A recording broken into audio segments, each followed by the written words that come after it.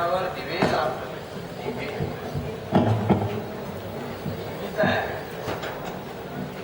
Light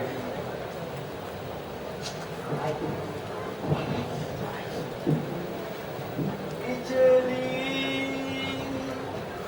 कैसी है पहेली आए थोड़ी देर आए बहुत देर जाए बिजली. आता अभ्यास कसा करू? परीक्षा तर अगदी जवळ आली आहे. काय करू? हा आता किसन देवालाच हात घालतो. तोच काहीतरी कर. हरे कृष्णा हरे कान्हा भक्ताला तारणा. हरे कृष्णा हरे कान्हा भक्ता. अरे काय गडबड आहे? असा वेळोवेळी कशाला हात मारतोयस? देवा ही बिजली. बिजली? अच्छा. अरे ती बिजली गवळण जर तुला भाव देत नाही तर मी काय करू? तर तुझं व्यक्तिमत्व विकसित कर. देवा बिजली काय गवळणीचं नाव नाही. मग रे बिजली म्हणजे वीज. देवा सध्या गोकुळात भारनियमन इतकं वाढलं आहे की वीज फार थोड्या वेळासाठी असते. आणि वीज नसल्यामुळे पंखे दिवे आणि शेतीसाठी लागणारे पाण्याचे पंप सगळे बंद आहेत. आणि आता परीक्षा जवळ आली असताना आणि दिवे नसल्यामुळे अभ्यास सुद्धा नीट करता येत नाही. अरे हा तर फार गंभीर प्रश्न आहे. अभ्यास जर नीट करता आला नाही तर विद्यार्थी वर्गाचं भवितव्य अंधकारमय आहे. देवा तू जशी गीता सांगून अर्जुनाचा अज्ञानाचा अंधकार दूर केलास तसंच काहीतरी करून हा अंधार सुद्धा दूर करणार. ठीक आहे रे. आपण एक एक करून प्रत्येक विजेच्या स्त्रोताला इथे बोलवूया. बघूया त्यांचं तरी काय म्हणणं आहे ते. कृष्ण देवा प्रकट हो. हे प्रभू मला का बोलावलं? काय आज्ञा आहे?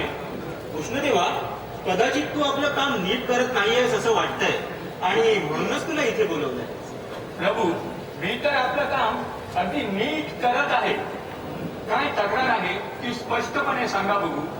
तू तुझं काम नीट करत असतास तर हे भारनियमन का होत आहे? प्रभू ह्या प्रश्नाचं उत्तर मी कसं काय देऊ? मी तर काम माझं अगदी नीट करत आहे. देशाला लागणारी जवळजवळ 60% वीज मीच तर पुरवत आहे. अच्छा म्हणजे तू तुझं काम नीट करतोयस तर. अर्थात. ठीक आहे मग आपण धरणदेवीला बोलवूया. धरणदेवी प्रकट हो. आपण मला का बोलावलं? काय आज्ञा आहे? धरणदेवी कदाचित तू आपलं काम नीट करत नाहीयेस असं वाटतंय आणि म्हणूनच तुला इथे बोलवलंय. पण मी तर माझं काम अगदी व्यवस्थितपणे करत आहे. काय तक्रार आहे ते अगदी स्पष्टपणे सांगा बघू. जर तू तुझं काम नीट करत असतीस तर हे भारनियमन का होत आहे? आणि हा कृष्णदेव तर आपलं काम नीट करतोय असं त्याचं म्हणणं आहे. म्हणजे या उष्णदेवाने माझी तक्रार केली तर नावाप्रमाणे आग लावायचं काम हा अगदी व्यवस्थितपणे करत असतो. हे धरणदेवी माझं नाव घ्यायची काहीही जरुरी नाहीये. मी तुझी चोंबेगिरी केलेली नाहीये. मग मी माझं काम व्यवस्थितपणे करत असताना कृष्णदेवाला माझा संशय काय यावा? हा सगळा तुझा पराक्रम आहे तुझा. अरे तुला एवढी कसली मस्ती आली आहे? काले कोल्हे तू इतना गुमान कर एक दिन सारा कोयला जल जाएगा. काले कोल्हे तू इतना गुमान कर एक दिन सारा कोयला जल जाएगा. जब जल जाएगा तब जल जाएगा पर मेरे बिना कैसे चल पाएगा.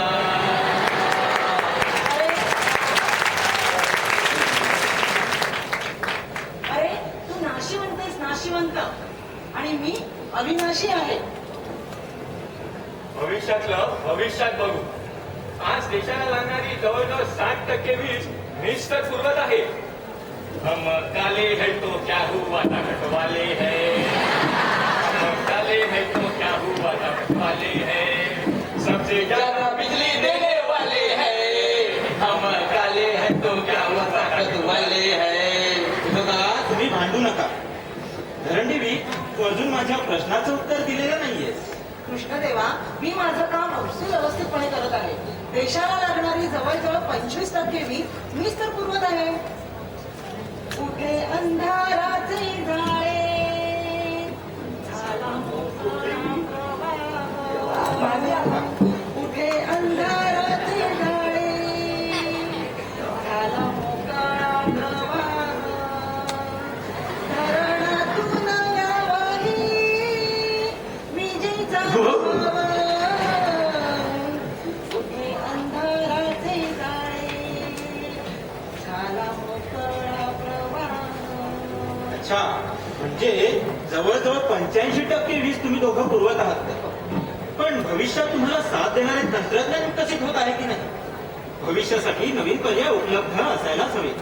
काय पेंद्या, देशात या दोघांसाठी काही पर्याय आहेत की नाही? तेव्हा सध्या सौर ऊर्जा आणि पवन ऊर्जा या दोघांची चर्चा आहे. ठीक आहे, मग आपण त्या दोघांना सुद्धा बोलू. सौर देवा, पवनचक्की देवा, प्रकट हो. नमस्कार देवा. नमस्कार देवा. आले कच्चे लिंबू. लिंबू टिंबू.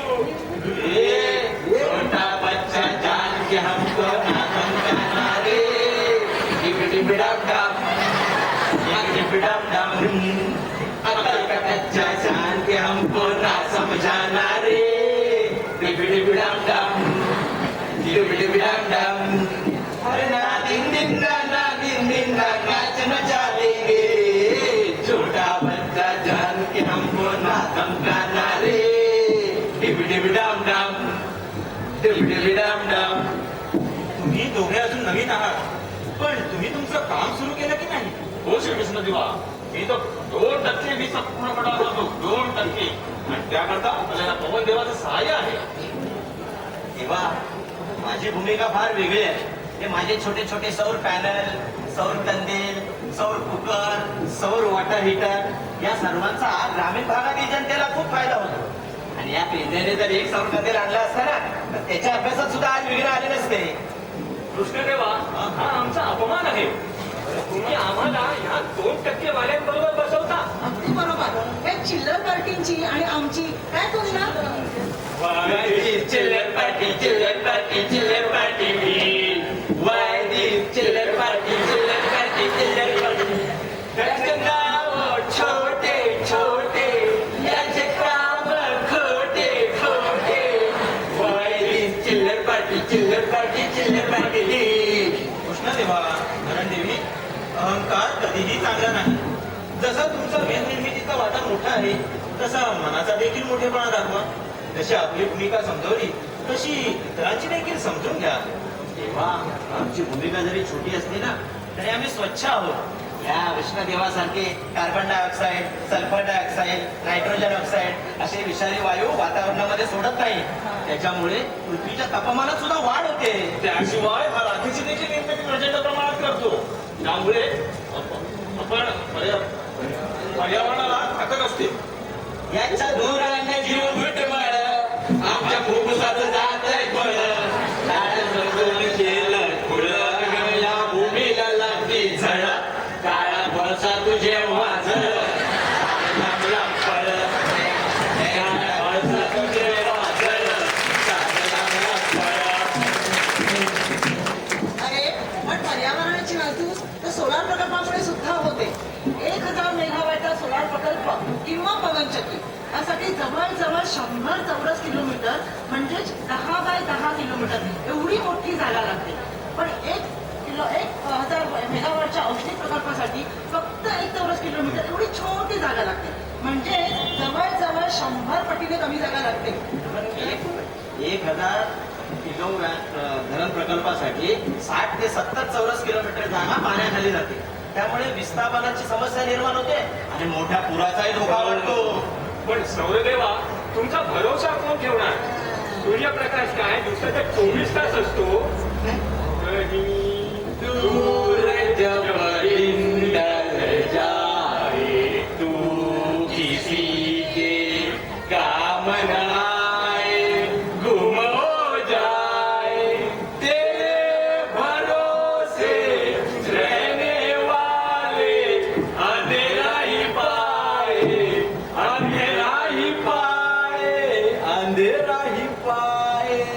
आणि पवनचक्की देवा, वारा सुद्धा काय दिवसाचा 24 तास वाहतो. आणि तुम्ही दोघे जण आमच्यासारखा अखंड आणि नियमित वीज पुरवठा कसा काय देऊ शकणार? देऊ शकत नाही.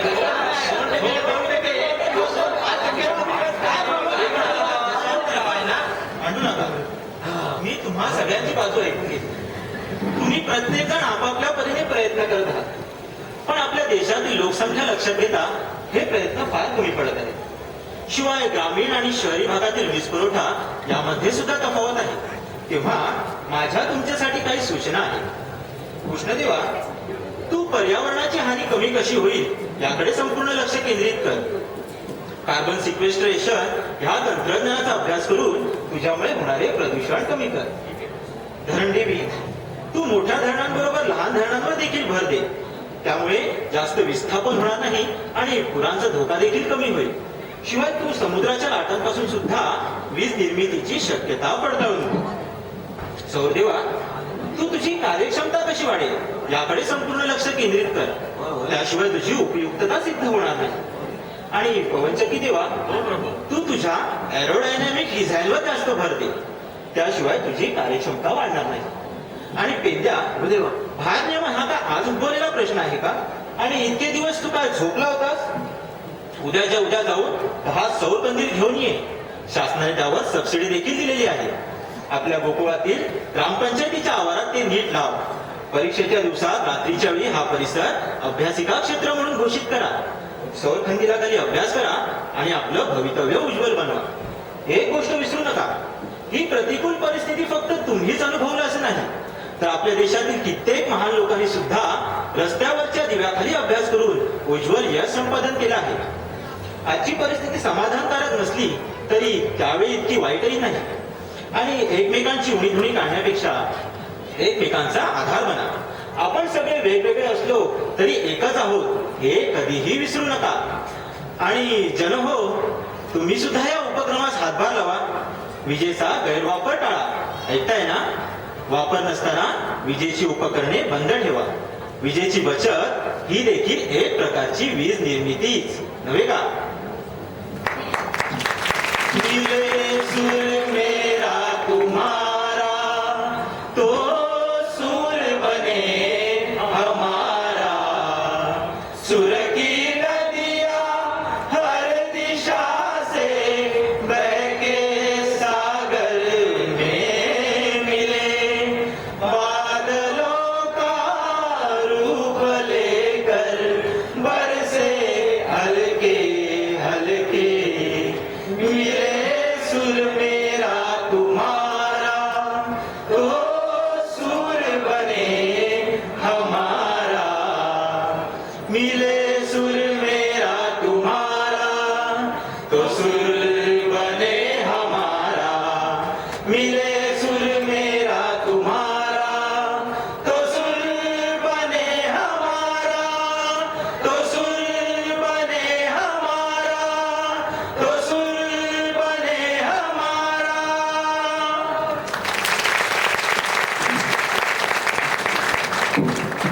धन्यवाद.